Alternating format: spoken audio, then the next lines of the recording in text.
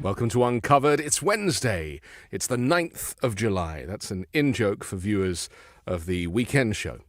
Just thought I'd throw that in there to start with. We've shaken things up. Firstly, I'm wearing a grey T-shirt, which has thrown me and everybody, so I don't know what's going on.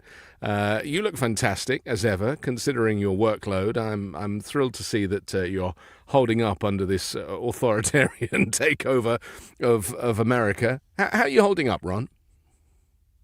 You've unmuted yourself. Unmute yourself on the software. Oh, sorry about that. That's okay. I'm not allowed to leave the house. Basically, yeah, they don't allow me to leave. I pretty much have to work 24 hours a day. Yeah, yeah. So. But I mean, it's a serious question about one's psychology, because the shift is significant. And, as I said, last week, this isn't the America you grew up in. How does one cope with that is really the question. Yeah. I get so many people ask me, like, okay, now you've told us everything that bad that's happened today, right? Everything that's going on, which is a lot of it is bad. Yeah. Now we need you to tell us what to do about it. It's just like, I understand where they're coming from. I totally get it. But like, I'm a reporter, like I'm reporting news, like I'm giving you the information. I'm not running a PAC. I'm not running for office. Yeah. I'm not with the DNC. Like, I'm not an activist organizer. So, I have enough on my plate just trying to get information to everybody. And then it's up to other people really to do all that other stuff.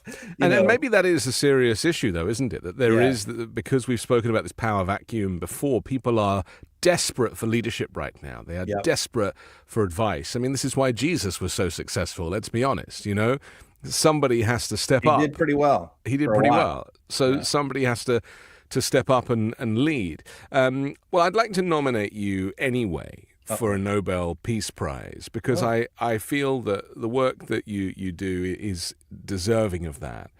Do you want to pretend to sound surprised than that you didn't tell me to say that? Yeah, well, I don't think that very many people would agree with that. That sounds about as good as like Netanyahu nominating Trump for one, which came as a big surprise to him. I was looking through some of the recipients over the years of the Nobel Peace Prize. I mean, we're talking about people like Mahatma Gandhi and Nelson Mandela, Martin Luther King Jr., Archbishop Desmond Tutu. Donald Trump does not really fit into that list. And then I also did some research on, the point of it. And so much of it is about putting your weapons down, denuclearization, trying to bring peace. The reason it's called the Nobel Peace Prize is for peace brokerage. And Trump just causes more death and destruction and chaos wherever he seems to go. Let's take a look at Netanyahu, who was having his kind of state banquet with Trump last night, doing this surprise announcement at the table, and how Trump's like, "Oh, wow, I had no idea." So I want to present to you, Mr. President, the letter I sent to the Nobel Prize Committee. It's nominating you for the Peace Prize, which is well-deserved, and you should get it.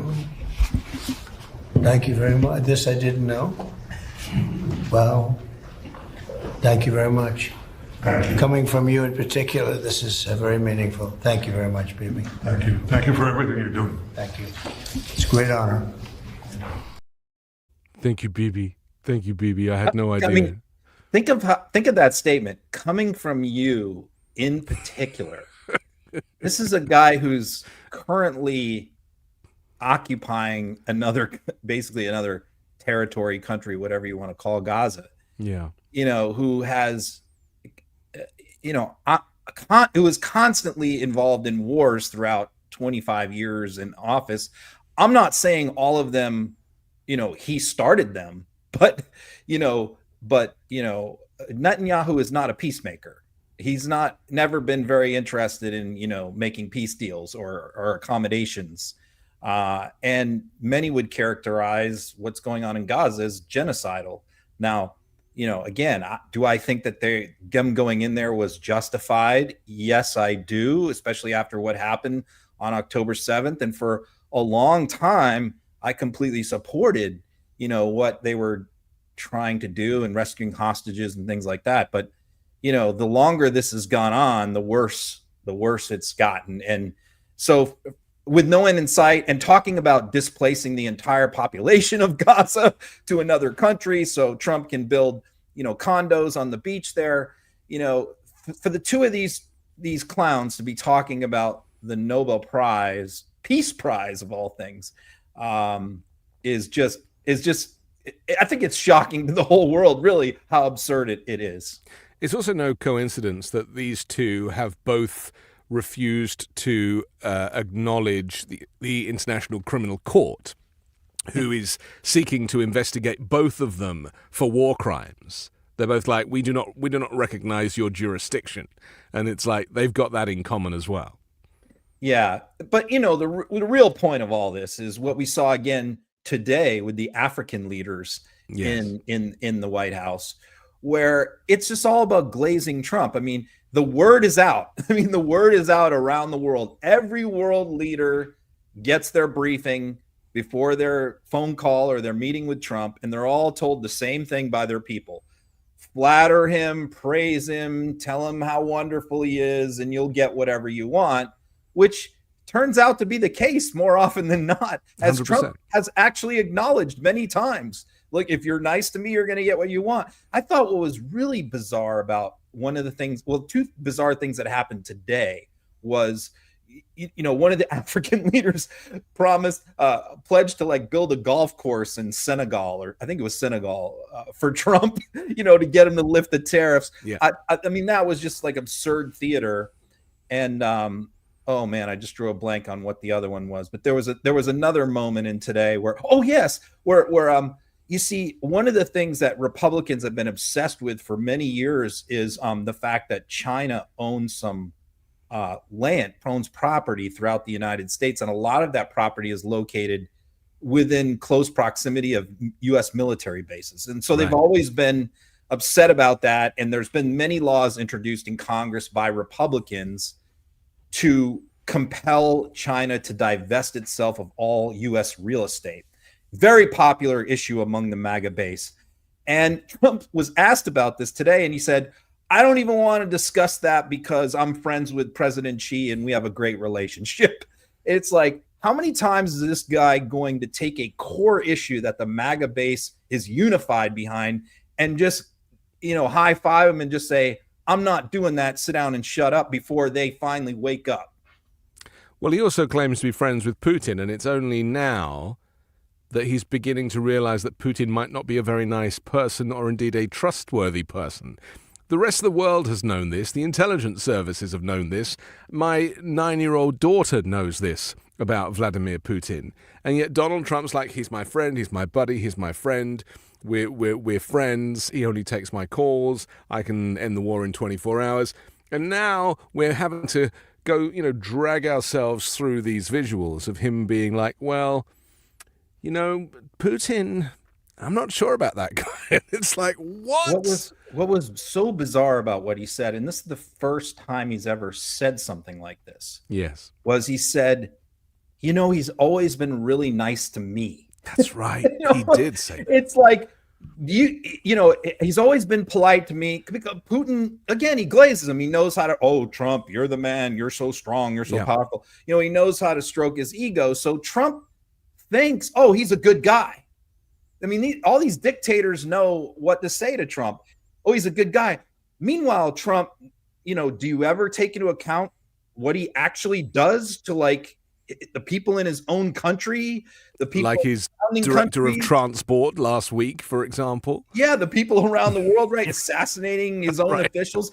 I mean, it's like none of that matters to Trump. Yeah. If you're nice to him, it doesn't matter what you've done. We've seen this time and time again with people like Nick Fuentes, Andrew Tate, all these horrible, terrible people who have floated into his orbit. As long as they're nice to him, They're all right. Imagine being so naive, so egocentric, egomaniac, so much of a malignant narcissist, so completely unhappy and insecure and seeing the world through the weirdest lens, and not knowing until this week that Vladimir Putin is a bad person, even after he's killed all of his adversaries and imagine what it's like to be completely devoid of critical thought and then realize that that guy's the president of the United States. And what caused him to come to this epiphany? Right. It's because Putin won't do what Trump wants him to do. Yeah. Like he can't blackmail him. He's not saying, I've come to the conclusion that Putin is bad because he's bombing Ukrainians at 4 times the rate he was before I took office. He's not saying that. He's saying, I've come to the conclusion that Putin might be a bad guy because he's not doing what I want him to do. So it's all about him. Because he spent a lifetime extorting people and blackmailing people.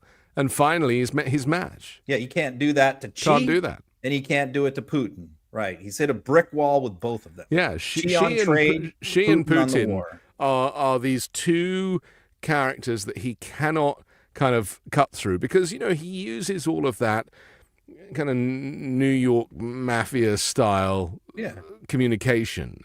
And that's how he's always got his way. But when it comes to these guys, because he's talking through interpreters and he doesn't really have the ability to do, the Trump stuff, the whatever that ghastly, gross sales tactic is of his, he just can't do it with these guys. And so it must be quite frustrating for him that, like a child, he cannot get his own way. Yeah. And it's made him look bad. Yeah. Because he assured the American people that he was going to end this war right away. And he assured his base that he was not going to send more weapons to Ukraine, that he wasn't going to send more aid because this war was going to be over. And now, he's tried to, through back sneaky channels, he's tried to cut off aid a few times, or at least his Secretary of Defense has. Yeah. But then Republicans in Congress, thankfully, stood up and pitched a fit, and he reinstituted it. So again, it's all because he is being made to look bad himself personally, that he has suddenly decided that Putin might not be a great guy after all. Let's take a look. Mr. President, we want to send more weapons to Ukraine, as you said last night. Last week, the Pentagon paused some shipments of weapons to Ukraine. Did you approve of that pause? We wanted to put defensive weapons because Putin is not treating human beings right. He's killing too many people. So we're sending some defensive weapons to Ukraine, and I've approved that. So who ordered the pause last week? I don't know. What did you tell me? I think that's a question for the Go Pentagon. ahead. Yeah. This is happening a lot these days, isn't it? He gets given a question, he doesn't know the answer, and these are high-level national security questions. He cannot answer anything, and so he throws it back. I don't know. You tell me. Trying to create some kind of conspiracy. First of all, he knew, because this was a big, the reporting on this was a big problem and a big blow up in the White House caused by Hegseth, again, doing something without telling the White House. Yeah. And I believe that. I don't believe that he told Trump, because this is like the 4th time he's done something that caused a big controversy where Trump didn't know about it. So obviously this knucklehead and his henchman, Elbridge Colby, is out there who hate Ukraine. Yeah, they've got their own agenda. And hate Europe, out there doing stuff and not clearing it because they don't care about the politics of it, because they're not politicians. Trump has to factor in that Lindsey Graham and Roger Wicker in the Senate, they're all going to go nuts if he cuts off aid to Ukraine, and he's going to get all the phone calls from them. So they're doing stuff without clearing it through him. And just to be clear on this, by the way, and also I'll say this, that question was yesterday when he said he didn't know. Right. So then a reporter came back who was actually very brave. He really went after Trump, came back today and said, okay, you said you didn't know yesterday. Do you know now? Have you had a chance to find out? And he got really nasty with him. But here's what happened. Congress approved 30 Patriot missile defense system, which is going to protect Ukraine's population areas from missile attacks, which they're getting hammered every single day and every single night, right? So there's 30 of them that were sent to Poland. Hegseth and Colby stopped them, blocked them from being moved from Poland to Ukraine. And then, Ukraine went nuts. Everybody went, what's going on? What is, people in Congress went nuts. So then after the blow up, Trump then announces, which he just said right there, oh, I've approved, these to go through. Actually, not so fast. Right. He didn't approve all 30. He only approved 10. So the other 20 are going to stay in Poland where they're not especially needed.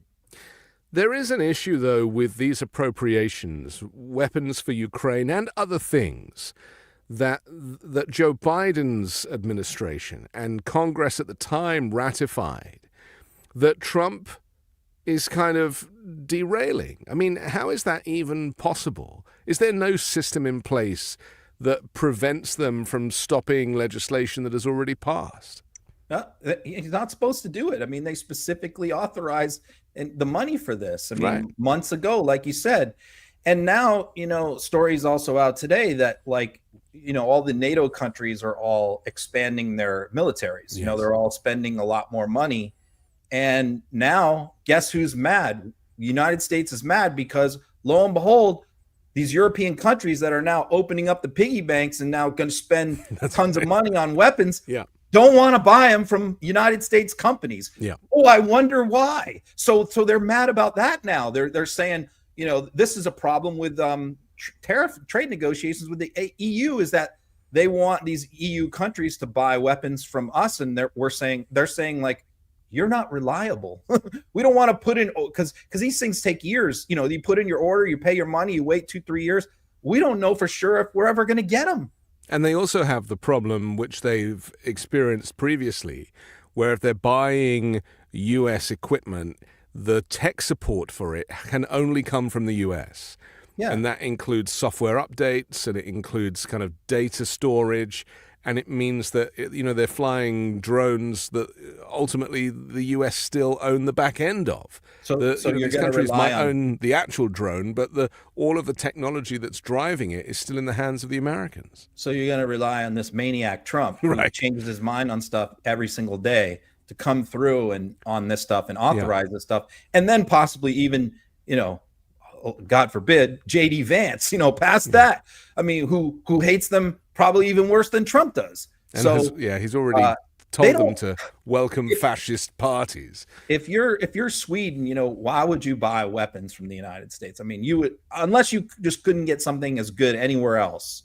You're going to buy them from other places. The other irony is that, Trump was pushing NATO to spend 5% GDP. So now they're kind of doing that. Mhm. But they're now doing it knowing that the U.S. is the enemy. They're basically doing it to protect themselves from the very country that told them to raise those funds in the first place. Yeah.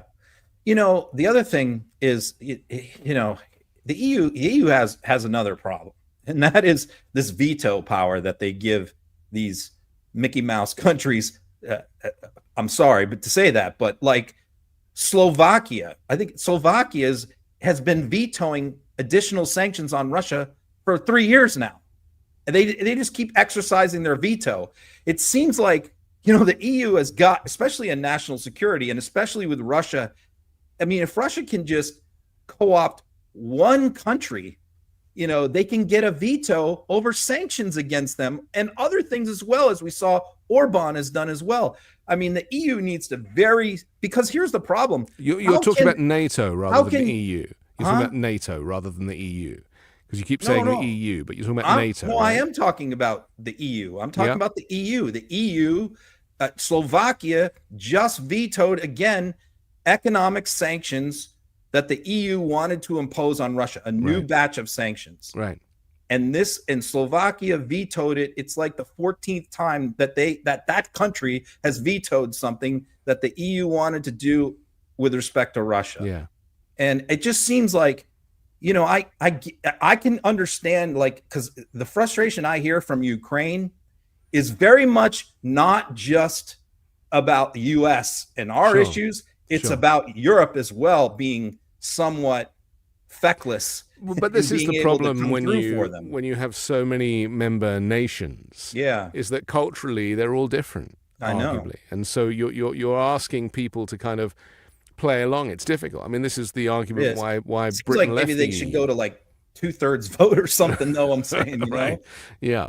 because you just one little country can just hold up things. It Yeah. seems like a nutty system, but Well, whatever. it's democracy. I mean, I don't want to judge. I know. It gets in the way of We things. got doesn't it? enough problems here, right? So- Trump was quizzed about wind turbines, which of course he calls windmills, and claims that he's friends with China. He's not blaming China, but he's friends with China. Let's take a quick look. To what they'll be in about a year from now, but we're setting records. And wind is a very expensive form of energy. It's very bad for your beautiful surroundings, the plains and the valleys, and the birds are dying all over the place. The whole thing is a disaster. They're almost exclusively made in China. Not that I have anything against China, because I don't have a great relationship with President Xi, but I asked him, how many wind farms do you have? He makes them, but they don't have a lot of wind farms, I'll tell you, very, very few. And wind is tremendously expensive and is very ugly. And if you own a house that's inside of a windmill, your house is worth less than half. And you hear noises. And interestingly, in New England, you probably read where for 50 years, they had 2 whales washed up, 50 years. And last summer, they had 14 washed up. Now, I'm not saying that's the wind farm that was built, but maybe it is, right? Probably is. It's tremendously expensive, and it can only be done with subsidy. I know a man that's in that business, and one of the biggest in the world actually runs a company that builds these stupid windmills. And he said, I hate the business because it's the only energy where you need subsidy. He said, energy shouldn't need subsidy. You should make money with energy. So wind. The other one is the solar, those big solar fields. They're taking our farmland. Our farmers are like mortified by it. They hate it. It's very, very inefficient and very ugly too. Probably better than. Gibberish. Total gibberish. As if the oil industry has not had subsidies. Right? I mean, utter gibberish. The other thing I would point out, and I know you're desperate to jump in on this, but he says that China doesn't bother with wind. China is the global leader in wind energy. It has the largest installed wind power capacity anywhere in the world. Just last year, they added, I think it was 80 gigawatts of new wind power capacity. It is all of those things that he says, whales, noise, the value of your property, all that stuff is gibberish. And we've been listening to it now for nearly a decade. Yeah, I know. It's the same exact thing he was saying in 2015. He added the whales part like 3 years ago, but according to him, all these whales washed up in New England this past summer. I missed that. I didn't.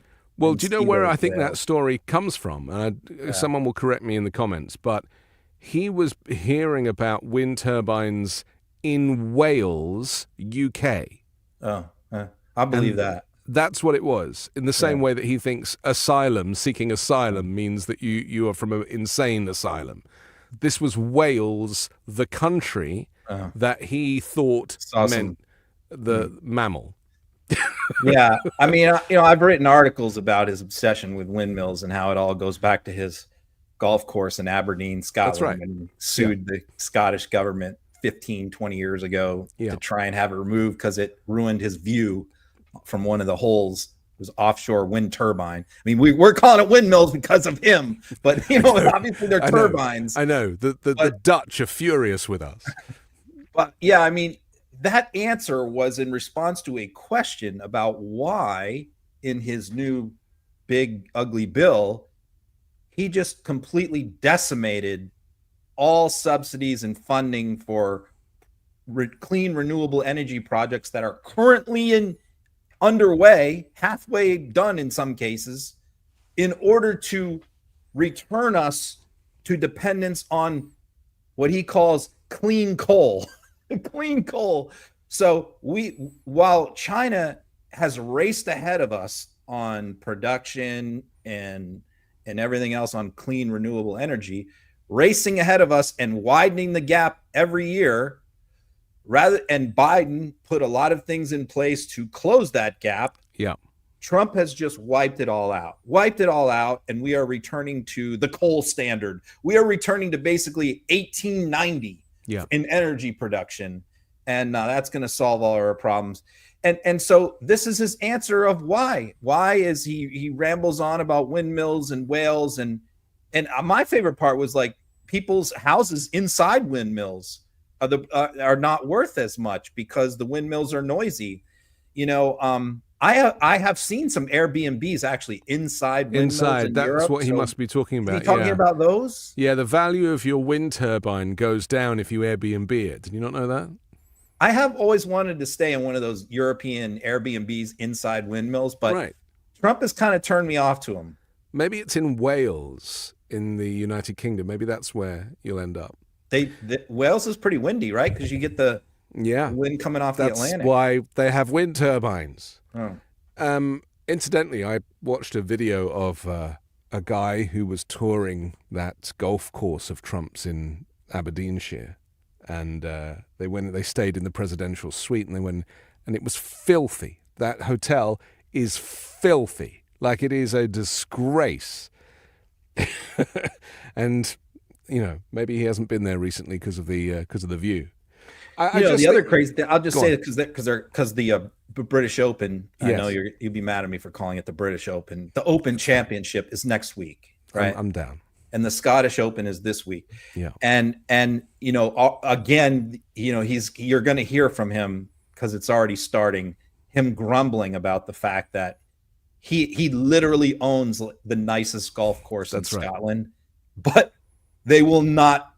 And they used to hold the Open Championship there on a regular basis, like every 4 or 5 years. But since he bought the course, they will not hold it at the course.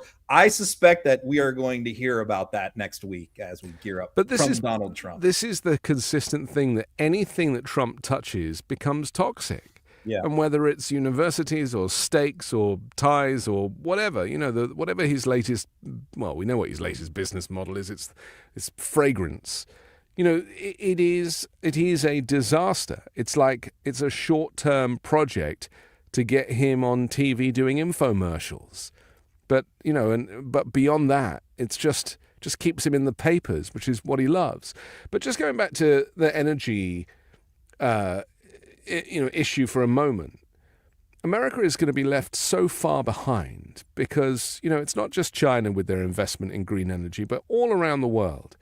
It is clear that there is huge amounts of money to be made from green energy, whether it be from turbines or from solar farms or from wave technology. You can actually generate energy. Any of these island nations, they're putting all this equipment in under the seabed, and as the tide comes in and out, it creates energy. It's brilliant. Like, it's literally really high-tech stuff. And Trump, just because of his connection to the oil and gas industry, because he wants to own the libs and he sees anything that is green or Green New Deal as Al Gore and, not just Biden, but the whole kind of the libs don't like agenda. Coal. Yeah, it's got to be. He loves it. He loves that good old clean coal. I mean, even gas, they rebranded natural gas. Natural gas is not a thing. It's methane. It sounds nice, though. It sounds nice, but it's methane gas. That's what it is. But by calling don't want to use that word. No one wants to use that word. But by calling it natural gas, it's suddenly just the things you can do. And I really believe sincerely that with all the other, this is really the issue that separated Musk from Trump. I mean, there's all these other reports of all these other things, and I'm sure there's been other things on the margins, but I think that if we criticize Musk a lot, justifiably so, but there is one subject that Musk really knows, and that's this subject. Renewable energy, battery, because his companies absolutely depend on. Well, he saw the growth. He saw it as an industry to grow and to draw revenue from, and he's become the richest person in the world from electric cars and solar farms and communications. Right, and so he's all in on it. He's all in on it, and he so had to Trump suspend walk that, away from didn't it. he? Yeah. It's based, and Musk fully understands how incredibly stupid this is for the United States. And he sees it right there in front of him. But so does the rest of the world. That's the other thing, is that the Europeans are looking on going, are you nuts? You can literally power your entire nation and it not cost you in terms of air pollution, like there's the air that you breathe. It's more money. It means the planet survives longer and we don't all die from heat exhaustion. I mean, there's so much to this. I mean, look at this heat dome that's currently over over much of Europe and the US as well. Temperatures are absolutely ridiculous. And yet nobody seems to make that correlation. I mean, even the flooding in Texas, for all of as a greater tragedy that was, for all of the news reports, nobody was talking about climate change. And that's exactly when you need to be doing and that's the thing, like every time, one of these natural disasters happen, the Republican response is always, well, people are building in dangerous, whether it's wildfires, hurricanes, people are building on floodplains or building in, no, people have lived in that river valley for 100 years, right? And yes, they've had, but the weather is much more extreme and much more crazy. People all around the world will tell you that. And one thing I noted was, Ted Cruz was in Greece, in Athens, at the Parthenon, which is, if you've ever been to the top of the Acropolis, it's like one of the hottest places on earth. Right. You literally cook up there, and in fact, sometimes they have to shut it down during the summer because it's just too hot. Yeah. So he was up there, the day after this storm hit, and he came back and he was talking about how hot it was. I was like 95 degrees there. So, but no one wants to make the connection, and it's so this total lack of respect for science or critical thought. Because Republicans say that you're politicizing it. Yeah. Every time, there's a storm and you want to talk about climate change being a factor, you're putting politics in it. Yeah. You're being a bad person. It's just a distraction because they're getting handouts from the oil and gas industry. I mean, it's not rocket science, but this is my fear, is that, for all of the problems that the world is facing politically, climate change knocks the socks off all of it. Climate change is far more serious than anything that we are looking at domestically or internationally, apart from, World War III potentially. But I feel that in this country, because you go anywhere else, people are talking about it all the time. It's top story. They're talking about developing technology. People are, working jobs, new industry, whole new sectors have been created for employment through green energy. So good for the planet, good for the economy, good for people. New skills, and yet no mention of it in the US. So I was talking to somebody in the Maine lobster industry last week, and basically what they're saying is like there aren't going to be any Maine lobsters in very soon because the water's getting too warm. Yeah, and all the lobster is going to be Canada lobster. It's all going to be Nova Scotia. Right. All the lobsters are migrating up to Canada. So a whole industry will get wiped out. We're going to get wiped out, and so they're looking into oyster farming now because they're looking at the future, saying our lobster industry, which has been part of Maine for 100 years, a huge part of Maine's economy, is going to be gone because of climate change. Yeah. Elon Musk is talking about a third party creating an alternative to the Republicans and the Democrats. Once you want to call it the American Party or something, yep. Call it the South Africa Party, I would have thought would be more fitting. Let's take a look at Trump responding to this suggestion. Well, this is, I think, the first cabinet meeting since Elon Musk has not been a special government employee, not here anymore. He's now saying he's going to create a third political party. Are you worried about the impact that could have? No, I think it'll help us. It'll probably help. Third parties have always been good for me. I don't know about Republicans, but for me. I just want to say how whacked out he looks. Like, he just looks so exhausted. He looks awful, checked out. And then, I know what you're about to say, he's made it about him again. He's somehow managed to make everything about Donald Trump, not about the country, not about America, not about democracy, not about people having choice and options. All about him. Yeah. His makeup job isn't great either. You know? Yes. Yeah. He looks terrible. He sounds terrible. He's definitely circling the drain here. So yeah. But you know, when he's asked, do you think this is going to hurt you? I mean, you don't even listen. You don't even need to tell me what the subject matter of your question is. It could be about any subject you want to name. It doesn't matter. If you ask him random subject and then end it with, do you think that hurts you?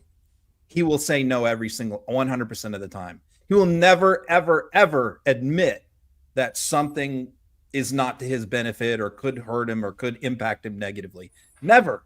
So it doesn't matter, you know, whether it's true or not. He's going to answer that question no matter what the question is about. So the question is about, will Musk's third party hurt him? Well, people have asked me this question too. Will it hurt Republicans more than Democrats? Look, you have to look at it like this. Who are the Musk fans? You know, who are the people who like Elon Musk? And it's actually the very segment of people that were, a lot of them who were Democrats or voted Democrat during Obama, who have been voting Trump. It's that group, and it's not a huge number of people, but it's enough to matter in close races. It's your libertarians, it's your tech bros, it's your young males, young white males. Those are it's your RFK type people. Yeah. Your disaffected conspiracy theorists, anti-migrant, tech bro, crypto. And these were the people that got Trump over the line. So those are the course people it's that gonna make hurt the difference. Trump knows that very well. So he said, "Oh, they've always helped me in the past." Well, you know, why did he promise RFK HHS secretary? Because he knew that he needed those voters. Those voters may have flipped 4 states. And I can tell you, I still get in arguments with Democrats who are upset that Harris didn't try to get RFK into the fold and make him the same deal. You know, it's just like you have to have some standards and some integrity at some point. She shouldn't have even done Liz Cheney and Adam Kinzinger, in my opinion. No, I mean, that was probably backfired too. Yeah. Yeah. So, you know, there is no question in my mind that this is going to hurt Republicans far more than Democrats. And Musk has already said he's not going to try and field candidates everywhere. He's going to choose 8 or 10 House races and 2 or 3 Senate races where, you know, his candidates could flip it. And it largely also depends on who he's going to run. But I ask you, like, what Democrat, what liberal is going to run under Elon Musk's banner? Like, there's not going to be very many takers out there that want to run under Musk. If he picks any Democrats, they're going to be Democrats who can't get any Democrats to vote for them anymore.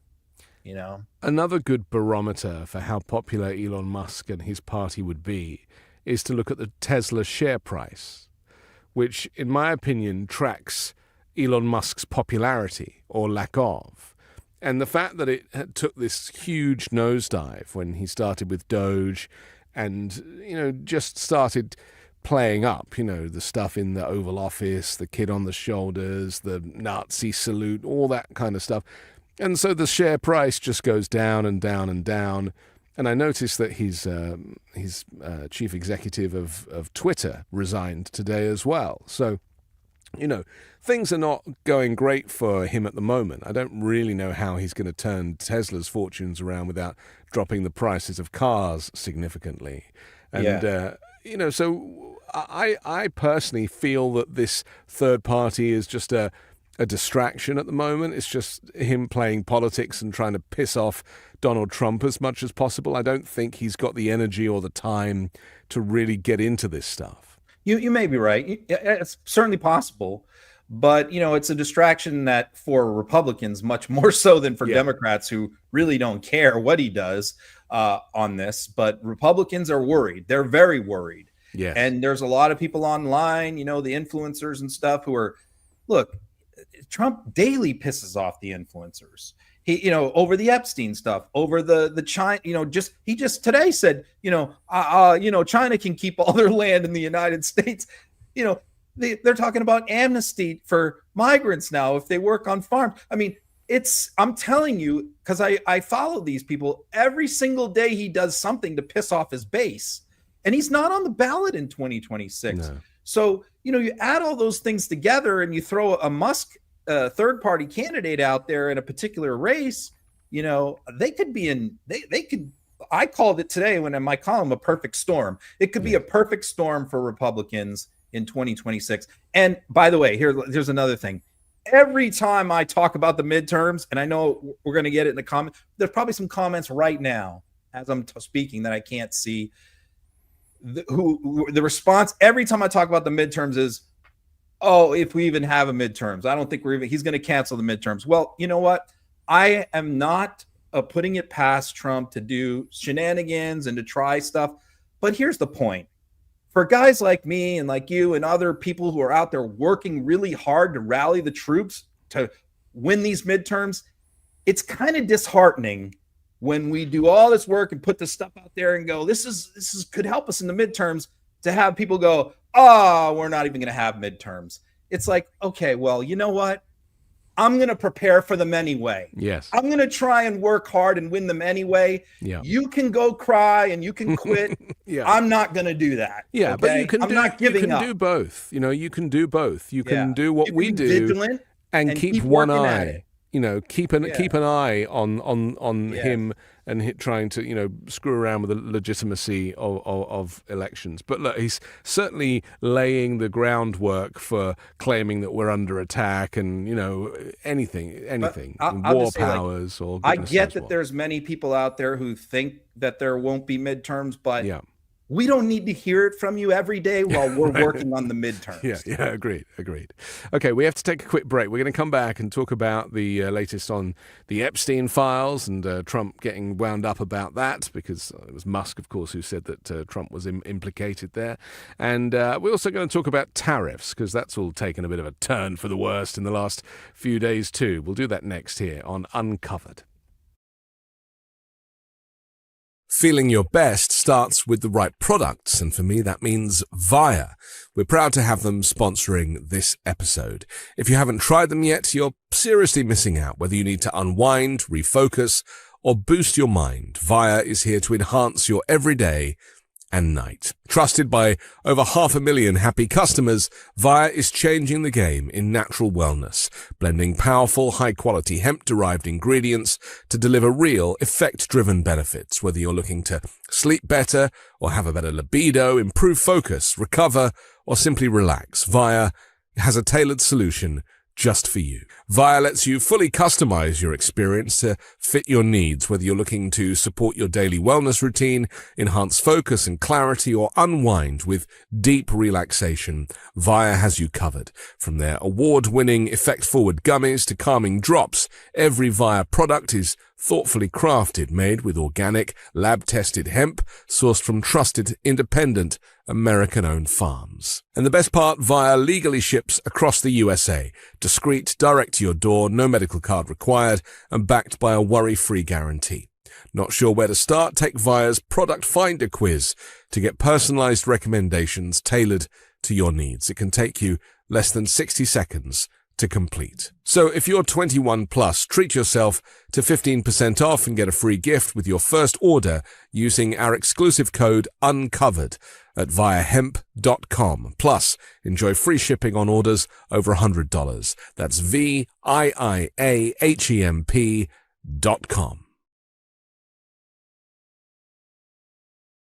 And links to our sponsors are in the description below.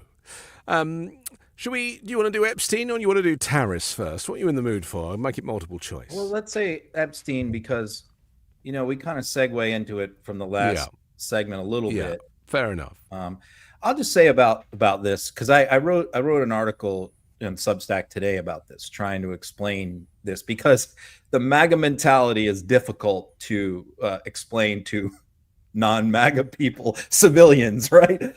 Especially people in Europe or overseas, which a big chunk of our audience is overseas trying to watch this show to figure out this movement, and it's difficult to explain their mentality. And on Epstein, because the world has moved on, most of the US has moved on from Epstein. It's terrible. They think that a lot of people got away with stuff, but it's ancient history. And, we have a lot of other problems right now besides that. But this is not the case with MAGA. MAGA has been obsessed with this for a long time. And there's generally, and I'm talking about millions of them. And there's generally two conspiracy theories around what they're obsessed about. One is that, that there were, of course, we know there's like 250 something victims here, girls that were victimized. So obviously there's got to be a lot of men involved here, and only one man has been prosecuted, right? So obviously there's a lot more out there. So what they believe, though, is that, there's this deep state cabal of elites from both parties, Republicans and Democrats, that were involved with Epstein. So it's sort of like mutually assured destruction to where, if one goes down, they all go down. So they have suppressed this and buried it and buried all the evidence. And that Bill Barr is very much a part of the deep state. And he did that in term one. The second group of conspiracy theorists are generally like your anti-Israel, anti-Semitic bloc, who believe that Epstein was a Mossad agent who was sent here or was working for the Israeli government to get all this blackmail information on American political elites so that they can use that to blackmail them to get aid to Israel and whatever they want for Israel, to get them to do what the Israeli government wants them to do. Those are the two basic conspiracy theories. Now, most of this Epstein stuff had died down because it's been a long time, and Trump hasn't talked about this in years because he never gets asked about it. But where he really screwed up here is when he appointed Patel and Bongino. Yeah, because these are two of the leading conspiracy theorists on Epstein. Right. For years, they've been the leaders of this movement. So when he appoints them to run the FBI, all of MAGA, suddenly it's like pouring gasoline on their bonfire, where they're like, oh, we got our guys in there. Now we're going to find out all about Epstein.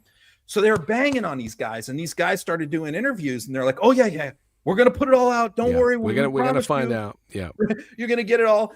And then Bondi comes in, and, I think she got a look at a lot of this stuff, and it's probably Trump's name everywhere, right, all over it, and said, oh, we can't put this shit out there. And Trump didn't want it out there. Yeah. So they come out with this announcement this week. Not even an announcement. She didn't even come out and do a press conference, a Fox interview, nothing. They just post a memo on the DOJ website. Don't even make an announcement. This is closed. The case is closed. We're not disclosing anything. And MAGA has gone absolutely apeshit. And it's been the number one trending topic on Twitter for like 4 consecutive days, all MAGA driven over Epstein. And I have not seen them this upset at Trump over any other issue ever than this right now. And it's Bondi who is quite naive in her public communications, because she says things like, oh, it's on my desk, I'm going to look at it first thing, I'm going to publish that list, all that kind of stuff. She says it because she loves the power in the moment. But then she realizes that there are consequences to stuff that she says, mainly from the base, as you say. Let's take a look at this clip of Trump being asked, and Trump does not like this question. Here it is. Sure. Your memo and release yesterday in Jeffrey Epstein, it left some lingering mysteries. One of the biggest ones is whether he ever worked for a American or foreign intelligence agency. The former Labor Secretary, who was Miami U.S. Attorney Alex Acosta, he allegedly said that he did work for an intelligence agency. So could you resolve whether or not he did? And also, could you say why there was a minute missing from the jailhouse tape on the NATO staff? Yeah, sure. If I Pam, could I just interrupt for 1 Sure. second? Are you still talking about Jeffrey Epstein? This guy's been talked about for years. You're asking, we have Texas, we have this, we have all of the things. And are people still talking about this guy, this creep? That is unbelievable.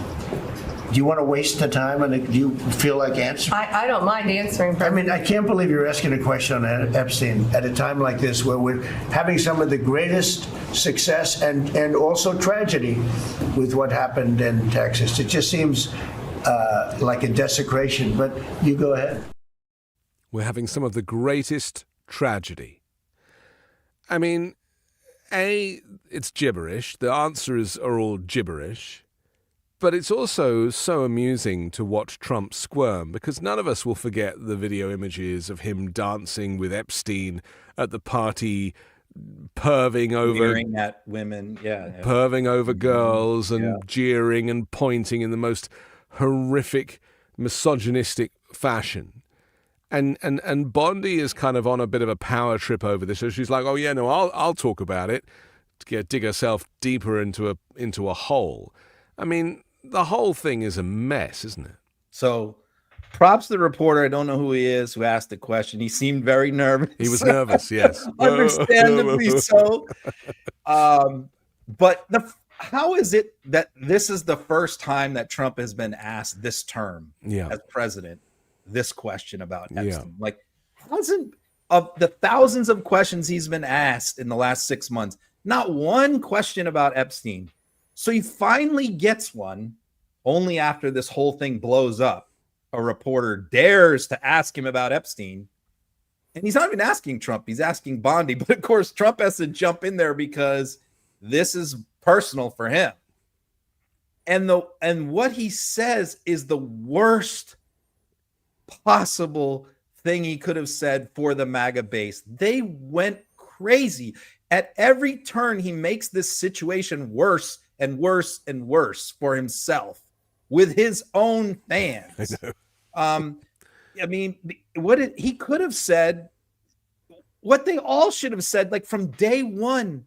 What should they have done with this Epstein stuff? They should have just said, they should have ignored it, not talked about it. And then if they get asked about it in an interview, say, "Oh yeah, we're checking into that. We're 2 weeks, you know." Yeah. What does he always say? We're going to look into it. You know, we're looking into it. And he We'll could have see how strung it him goes. along for quite a while because he strung him along on a lot of stuff by doing that. But he doesn't do that in this particular case because he knows how dangerous this is. And so what does he say? He says, "Who cares about that?" Do you know who cares about this most passionately? His own people. Millions of them care about this issue almost more than anything else, almost more than deportations. They care about this issue because they want to see Bill Clinton hauled off in handcuffs. Right. They are convinced that there's all these elites, journalists, and everything else that are going to go to prison for life over this case. Yeah. And they're not seeing those handcuffs. And so when Trump finally gets asked about it and he says, "What? People care about this? Who the hell would care about Epstein? Who cared? Nobody."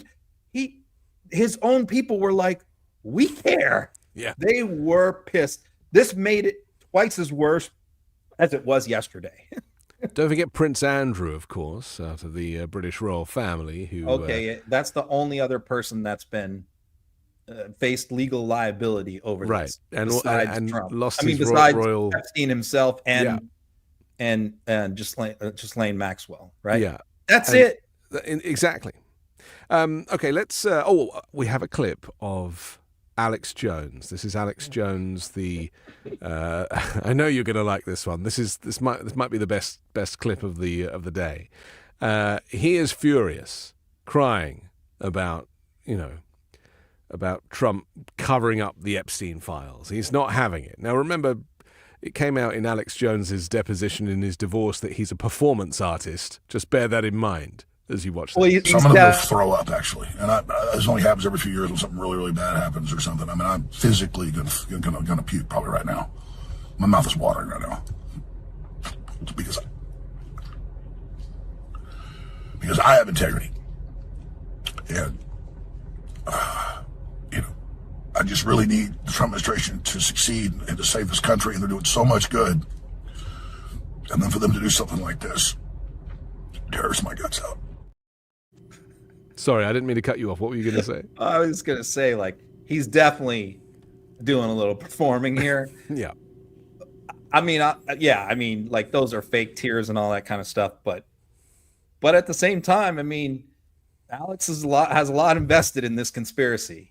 And so for his hero to go, who gives a shit about it? Right. That's I could see why he would cry.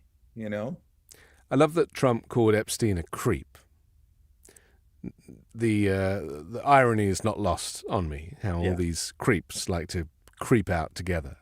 Okay, the tariffs has upset world markets yet again. It's as if Trump kind of, isn't getting enough attention. And so he then starts throwing like high percentages around again, and just to put some heat back on him, like it's a drug. He can't go without extorting someone for a few weeks. Oh, I haven't extorted anybody recently. Who am I going to choose this time? Picks these kind of random countries who have they're like, where has this come from? So you always talk about these 90 deals in 90 days. That was like the original promise of how many tariff deals they're going to do. So far, they have done diddly squit, as far as I'm aware. They have these frameworks. They have even the one with the UK is bullshit. There's no kind of reality or strength there. Let's see how Trump responded when he was asked, what happened to the deals? Mr. President, on tariffs, what happened to 90 trade deals in 90 days? We've spoken to everybody. We know it's all done. Well, state I told you, we'll make some deals, but for the most part, we're going to send a letter. We're going to say, welcome to the United States. If you'd like to participate in the greatest, most successful country ever. I mean, we're doing better than ever. And you're going to see these numbers soon. We've never had numbers like this. We've never had investment like this. We have more than 90. We're going to have much more than 90, but most of those are going to be sent a letter. This is exactly what I said. Now, we've made a deal with United Kingdom. We've made a deal with China. We've made a deal. We're close to making a deal with India.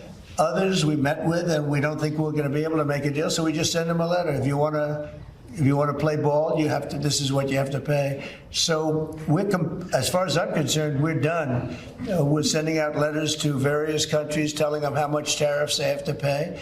Some will maybe adjust a little bit depending if they have a cause. We're not going to be unfair about it. And actually, it's a small fraction compared to what we should be getting. We could be asking for much more, but for the sake of relationships that we've had with a lot of really good countries, we're doing the way I do it. But we could be getting a lot more. We could ask for a lot more than what we're asking for. Let's say we're done because you're sending the letters. To follow up on Ed had asked earlier, you're counting these as deals by saying, here's the tariff rate we're going to charge. I'm saying, here it is. Congratulations. Welcome to the United States. I hope you make a lot of money, and you're going to pay us money. Gibberish. More gibberish. It's just amazing that we're in this nightmare. It's just like, first of all, Wall Street completely ignores all of his tariff announcements. They don't even pay attention to him anymore. Yeah. I mean, it's probably not very smart for them to ignore them because, I think he's very serious, but they don't. I mean, they're kind of like betting on the fact that he'll always back down. But many of these have been in place.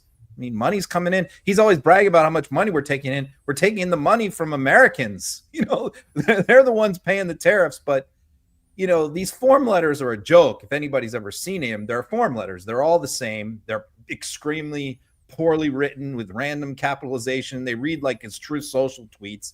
He changes the name at the top and he changes the number. Most of the tariffs are 25%, but some of them it's really weird. Some of them he changes them to like 24% or 26% or Yeah, 30. they're not based on any It's analysis. random Right. shit. Random, So yeah. one he sent to some country, and it said "Dear Mister," and the president was a female.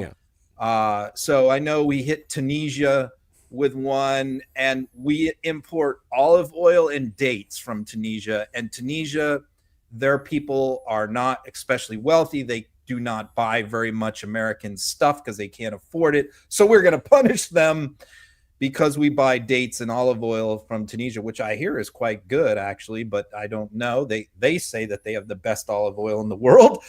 Obviously, some Americans agree, but you know, I mean, what we got hit Sri Lanka today, I think. You know, we got to get those damn Sri Lankans. South Korea has not had any tariffs on the United States for years because that was negotiated in a real trade deal years ago. So it's like we're going to these countries and they're like, we don't have any tariffs on the United States products. It's just that our people can't afford American goods. And, you know, basically Trump is just saying, well, we're putting tariffs on until you start buying stuff from us. I mean, what are these countries going to do? What is Tunisia going to do? Well, they're going to get bankrupted. That's what's going to happen. Or they're going to have to start to trade with other nations. They just won't trade with the US. He does not understand what international trade is. He just fundamentally doesn't understand. He is transactional. He thinks it should be tit for tat, and instead he thinks, as he keeps saying, well, they're screwing us, so we're going to screw them even harder. And that's been his whole mantra going right back to the Roy Cohn days, right? So that's where his mentality is. But it doesn't match up with the Project 2025 plan for free trade, which is what they believe in. So there's this conflict. This stuff is all coming from Trump. And then think about any nation that had been so abused by Donald Trump. So, you know, they must feel so aggrieved to be on the receiving end of his bile that, of course, they're not going to respond. I mean, didn't Scott Bessent admit, or was it Howard Lutnick admit, that we haven't heard from anybody? Like, it was Scott Bessent, I think. Well, no one's got in touch. Well, of course they haven't. You've been insulting everybody for the last 6 months. Yeah, so sending them a letter is not a deal. I mean, the other crazy part of this is, like, literally there's virtually no Republicans in Congress, Senate or House, who agree with any of this tariff stuff. Yeah. The Republican Party has always been about low tariffs, no tariffs, free trade, etc. Some of them want, you know, China, something done about China, because China can be very predatory, and they are definitely an adversarial nation when it comes to trade. But we are very interdependent on their economy, and them with us and us with them. But the point is, you know, going around the world, 200 countries, and slapping tariffs on Sri Lanka, Tunisia, and Mauritania, and, you know, an island with penguins on it, makes no sense whatsoever economically. But what I was getting at is, it's crazy that, like, virtually 90% of the Republicans in Congress think that this is madness and completely disagree with it, and can stop it at any time. They can revoke his tariff authority, and they will say nothing because they're so afraid of him. This idea that a letter is a deal is a great way for Trump to backtrack, isn't it? Because it's like saying, meeting somebody who you are attracted to, but it's unrequited, and then sending them a letter and saying, from Monday, you are my girlfriend, right? You are my girlfriend, whether you like it or not. Whether you like it or not. And that's obviously that's the way Trump has dated, I guess, in the past too. But, you know, he struggles with relationships. He thinks that if someone says something nice to him, then immediately they're his best friend. And yet, if they don't respond to him, then they have to be punished for it when they didn't do anything wrong in the first place and they didn't ask for it. I mean, he talk about the wrong person to be not just the president, but the president of anything. You know, I often say he shouldn't be the president of a golf club. Unfortunately, he is, and he keeps winning those tournaments as well. So I don't know. I feel like we're kind of stuck between the devil and the deep blue sea because tariffs are deeply personal to Donald Trump. When he talks about all the investment that's coming in, what is he referencing? Because, you know, I've seen these fake announcements of factories being built, but it's all fake, as it was with Foxconn years ago. digging a hole and saying, here we go, this is the next big thing. And then, of course, once the cameras leave, everything just dissipates. Yeah, those announcements are largely nonsense. And Yeah. they have a website that the White House has set up for it. It's called the Trump Effect. That's where you can read all of their announcements, where they're like claiming that this is all the money that countries have pledged to invest, which is like double our whole economy. Yeah. He claims he's brought in like double our gross national product in deals. But also, like, I just read a story, I think it was Wall Street Journal or Bloomberg, who went through each one and found that like half of the stuff happened under Biden, that he's taking credit for, of course, as he's doing with infrastructure projects as well. So, yeah, I mean, look, this is not going to be good. I just also read that like Amazon Prime Day, I think, started now, and their sales are like down 40% from last year on this day. It's just been a complete, because why? Because all of that stuff comes from overseas, and a lot of it from China.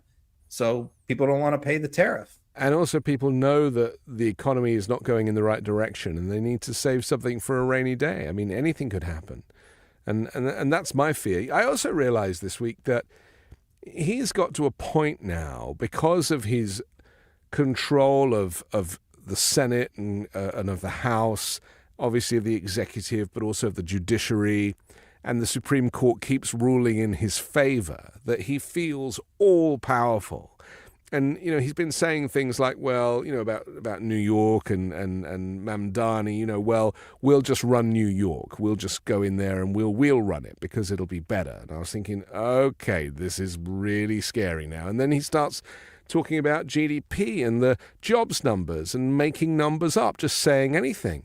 And I realized, we talk about post-truth, but I think that he is so brimming with power now because, the press keep asking him questions about him having power. And he's used the word rule a couple of times. Well, I don't rule like that. I rule like this.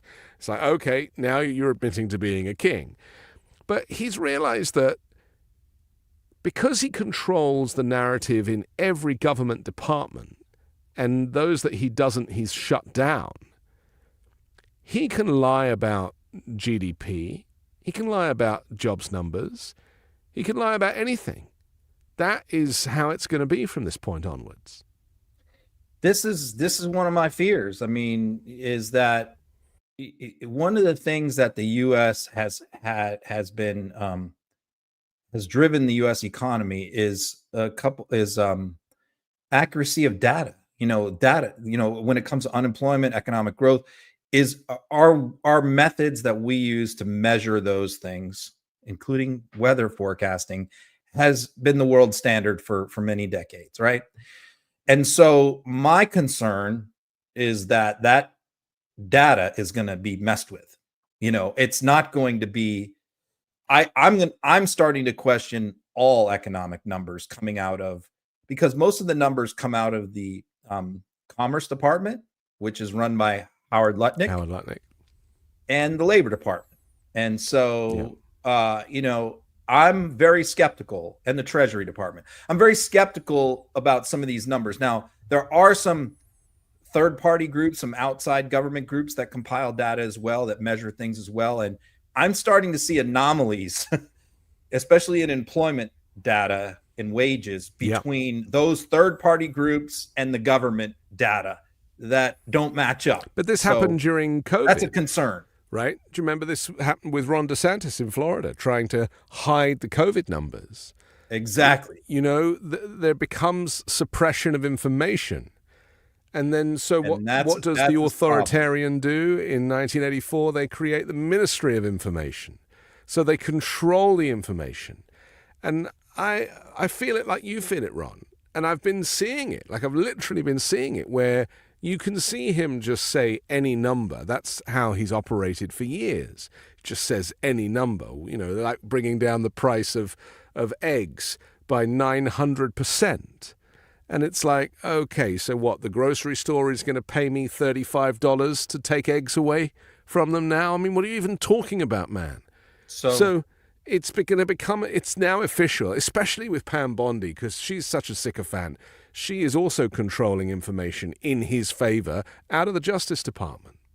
So the people who speak about Trumponomics, right, Yeah. is Bassett, Treasury Secretary Bassett, Scott Hassett, who's the economic advisor who many believe will be the next Fed chair, that Trump is going to push him for Fed chair. Right. He's the White House economic advisor, the guy who's always smiling, Yes. smiles, you know, as he very lies. positive.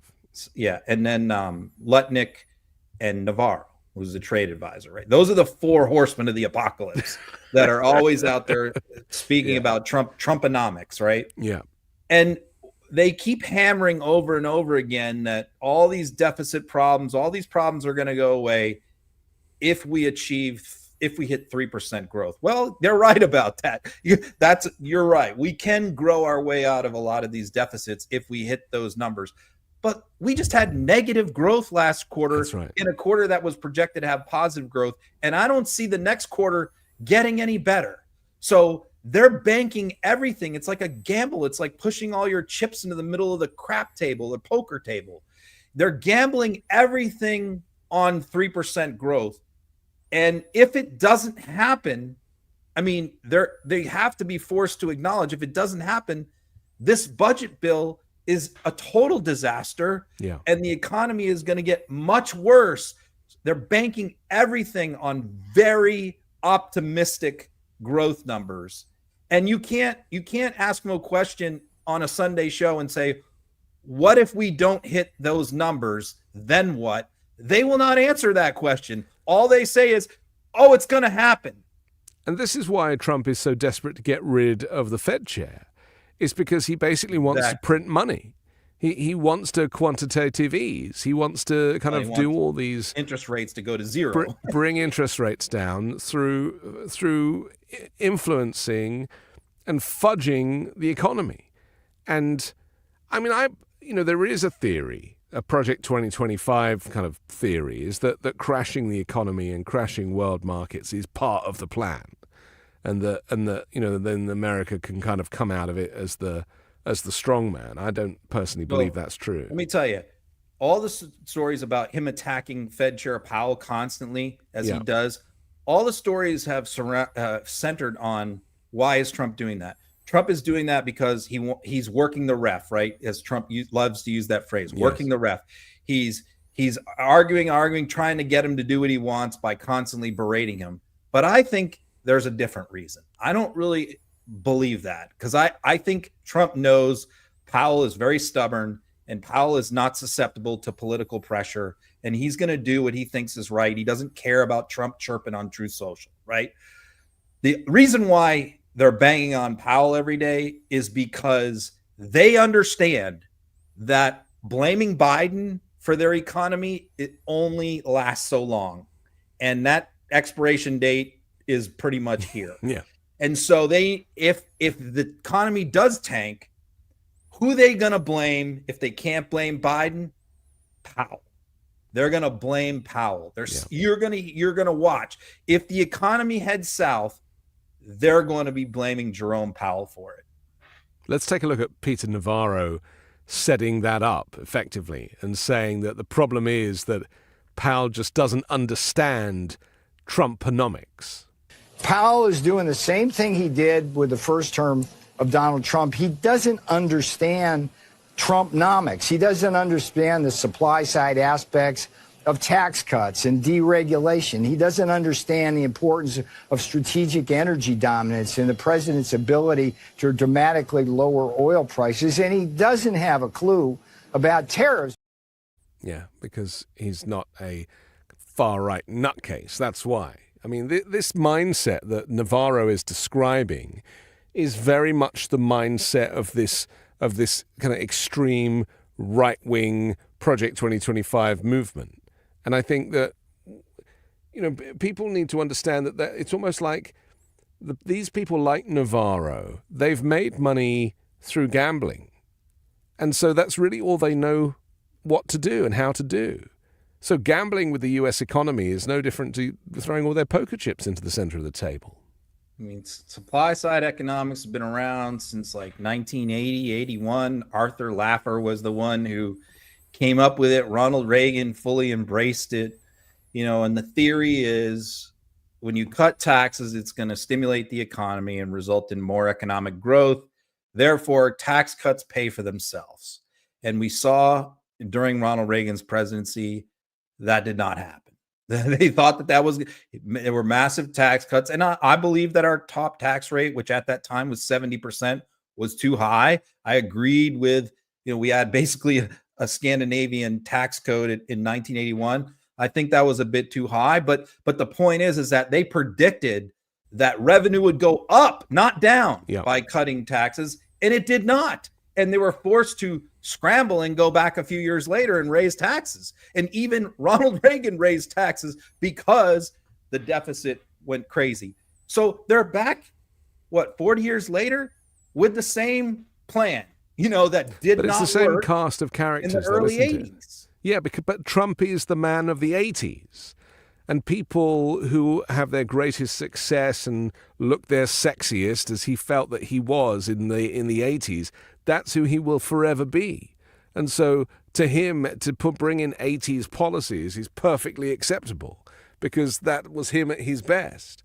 Well, I do feel that. He idolizes Reagan, doesn't he? It's also like eating chocolate cake for dinner. It's like no pain. It's like, it's not it because it's no pain. It's like, I'm going to give you all tax cuts and we don't have to worry about the government having not enough money to operate because the economy is just going to explode and all this money is going to come flowing in like a casino. From where? They're just relying on trickle-down like economics. Putting a quarter in a slot machine and hoping to hit the jackpot. Yeah. Meanwhile, you just keep pumping in quarters, But trickle-down economics has been debunked time and time again. Yeah. It was basically created by conservatives to give them an excuse to kind of, lower their tax burden. But it just doesn't work. I saw a great economic study the other day that said if the Trump tax cuts in 2017 never happened, if we had just kept the tax rates the same as what they were in 2017, the deficit would be cut in half right now. And GDP would be prospering. We wouldn't be seeing negative growth either, even after a pandemic. And this is another issue. Elon Musk, two big issues, renewable energy and the debt. And I'll tell you, he's right about both. Yeah. I agree with him on both. Would you vote for him, though? Would you vote for him? I'm not going to vote. There we go. I'm not going to vote for his candidates. But on those two issues, he's totally right. And those are the two issues that has fractured his relationship with Trump. Yeah. We have to stop in a sec, but let's finish with this story about the migrant amnesty. You touched on it a little bit earlier. This is, of course, this backtracking that Trump had to do because, it's just awful, and it seems to be getting worse. The number of ICE agents that are out and about snatching people off the streets, they're going into places of work. People have stopped going to work because they fear being abducted. And the knock-on effect of this is that, America now is seen as a totalitarian state. And Trump's wealthy farm owner friends are like, well, you're snatching my staff. I can't harvest. The crop has to be picked. Trump's like, oh, I didn't think of that because I thought Putin was a nice guy. He's still in that place. And so he backpedals for like 48 hours saying, okay, we're going to give them this kind of opportunity to not go after the farm laborers. Then 2 days later, they reinstate it again. Now we're hearing Brooke Rollins talking about it in the most authoritarian language I think I've ever heard. Let's take a look. But I can't underscore enough. There will be no amnesty. The mass deportations continue, but in a strategic way, and we move the workforce towards automation and 100% American participation, which again, with 34 million people, able-bodied adults on Medicaid, we should be able to do that fairly quickly. Thank you. These people are evil. So tell us what's really going on here. Evil and stupid. I could spend a lot of time on the whole story of how we got here on this particular issue, but I'm not going to do that because I don't want to bore everybody. But let me just get to the point, which is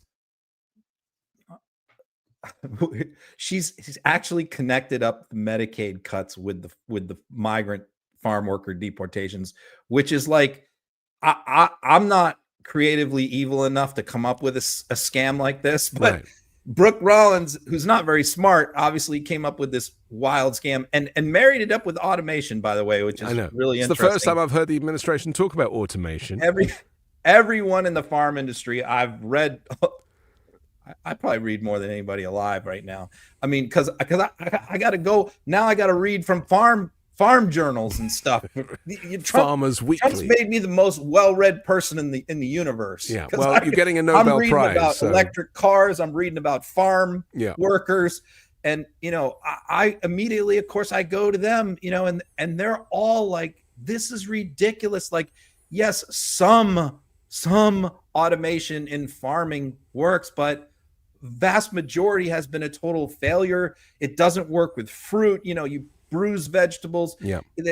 And plus you have to have, they use the workers to maintain the equipment and do maintenance on it and stuff. So there's all that part of it too. And so it's just the idea of like, okay, here's the problem. They were doing all these raids. Farm workers are not showing up to work. They're afraid to show up. They don't want to, get deported. So all this produce is going under. Farms are screaming. They can't export their food because of the tariffs, and they can't get their stuff picked and processed and all of that. So, they're screaming and yelling at Brooke Rollins, who's the agriculture secretary. You gotta carve out an exception. So Trump makes this announcement, which he's talked about a few times. Which is slavery, by the way.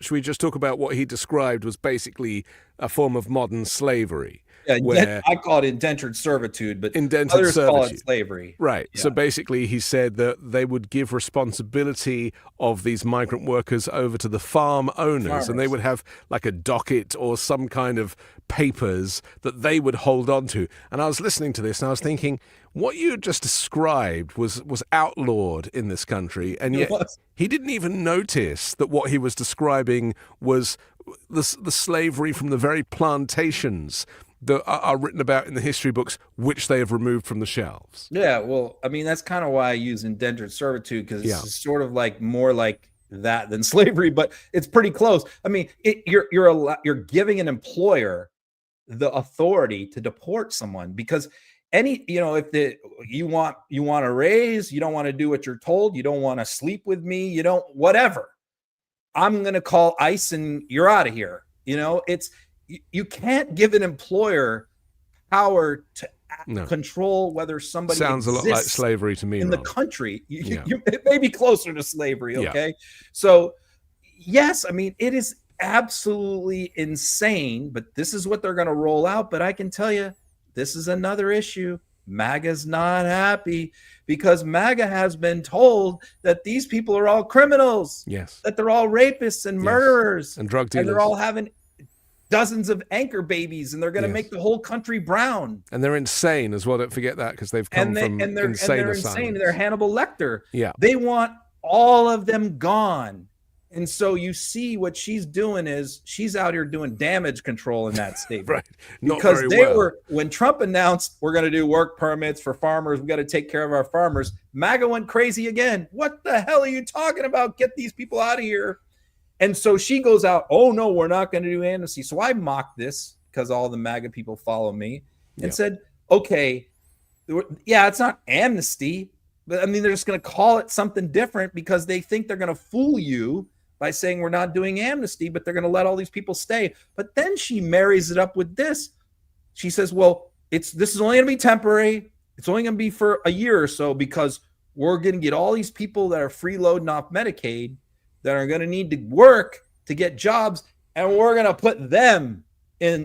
Clever. So clever. All the Medicaid people are going to start working on farms. Yeah. And that's going to solve our problems. Then we'll get rid of the migrants.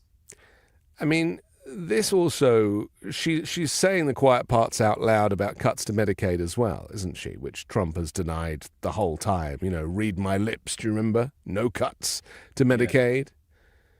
And the reality is that this bill that they just passed kind of, is extremely destructive. They think that people are freeloading Of course, there's always a little bit of fraud, but it's in the tiny below 1%. Yep. The people that are on Medicaid and Medicare are desperate for it. It is their life force. And so we're going to see people, I think I described it last week as, people just dying a slow, painful death without the support that they need, whether it be through therapy or through drugs or through help in the home or whatever it is that they're relying on that they're going to lose. I just fear that this is a perfect storm of disaster, of chaos. It's going to mean there'll be no food on the shelves, there'll be nothing to eat, there'll be people dying in their homes, it'll be so hot outside you can't leave the house anyway because no one's bothered to do anything about climate change. And then, AI and the robots will take over and everything will be fine. I mean, you couldn't make this shit up. Like, why just farming? Like the construction workers, they're a small. I think it's only like 1% of the migrants in the U.S. are in farming. 1%. Yeah. It's 40% of the farm workers are migrants, but 1% of the total migrants are in farming. So that means 99% of them are working in other industries. So, apparently they're not going to get a carve out, and how Trump is going to do this. He's going to pick and choose. If you're, a Democrat who's given money to Kamala Harris and you're a farmer, you might not get your workers approved, right? But this is not going to work. MAGA is going to rebel against this. As soon as they roll out the program, which they have not yet, and as soon as they put the details out there, his base is going to go crazy. And I can tell you, like, all of his big fans, like Mike Lee and all these guys, have all said they do not want this plan. They do not want exceptions for farm workers. So it's going to be very interesting to see. This is yet another issue where he's getting backlash from his own people. Everything that he does and announces or actions is a disaster and has been over the last 6 months. It's either performative and it's not real, like tariffs, random numbers that don't exist, that he backtracks on, that there's deals but there's no deals. There are no tariff deals, none. And we've had months of this now, and there's nothing has been done. It's the same when it came to any of these announcements about dealing with Gaza, which now he's gonna solve Gaza. I love it when he uses that word. I'm gonna solve it. That we just know that these things are a recipe for disaster. And how long are people going to kind of just play along? Because the media, I was listening to NPR this morning, man, just the way they were covering him, legitimizing him. They refer to him as, I won't say President Trump ever. I always refer to him as Donald Trump. But, the president this, the president that. That's right. Their opening line was, well, the president has been working an awful lot on foreign affairs I don't think I've recently. ever said that. Right? I think you would be hard-pressed to go back through our shows and find us ever referring to him as President Trump. Exactly. But why is NPR giving him the credence to say that he is working on foreign affairs? He doesn't know what foreign affairs are. He doesn't understand diplomacy. He just wants his Nobel Peace Prize nomination from Bibi to be broadcast because it's the closest he's ever going to get. What was he talking about yesterday? Two things that he spent time talking about. Yeah. One was that Ron DeSantis renamed a street in Palm Beach Donald J. Trump Boulevard. Yeah. He was all excited about that. Loved it. Yeah. He was talking about whether he should use gold leaf on the crown moldings in the cabinet room or gold paint, and spent a few minutes debating with his cabinet which one would be better. Yeah. These are the things that he's focused on. Yeah. Not those other things. He didn't even know that Hegseth cut off Patriot batteries to Ukraine. So these are the things he doesn't know about. But what he does know about is gold foil and streets being named after him. Well, that's what he cares about. That's all he cares about. How high the flagpole is. Flagpoles, Gulf of America, the new ballroom at the White House. That's what he cares about. It's the only thing he cares about. Comes back to him. But that clip we showed earlier when they asked him about Epstein, and he goes, "Why are you asking me about Epstein when we've got all this other stuff?" And then he goes, "We've got Texas, and we've got all this other stuff. He literally, 5 minutes later, he was talking about the gold foil and the crown molding. Right. He couldn't think of anything else that was going on in the US and across the world right now to use as an excuse for why they shouldn't have asked him about Epstein, because his mind is blank. It is completely echoey in there. I can't talk about Epstein, which is the biggest story in America on social media, especially right now, because I'm so worried about Texas. You're right. Yeah. He don't give two hoots about Texas, and we should probably finish by saying that undoubtedly, and it's the weather people that have made this pretty clear through the whistleblowing, is that undoubtedly the failure of investment in Texas in early warning, but also with NOAA and the cuts through Doge and the additional cuts that we've seen since, were the reason why there were so many and continue to be so many fatalities in that tragic weather event, because we have the technology, we have the ability to mitigate these things, and it is again these Republican states that refuse to spend taxpayer dollars on these things.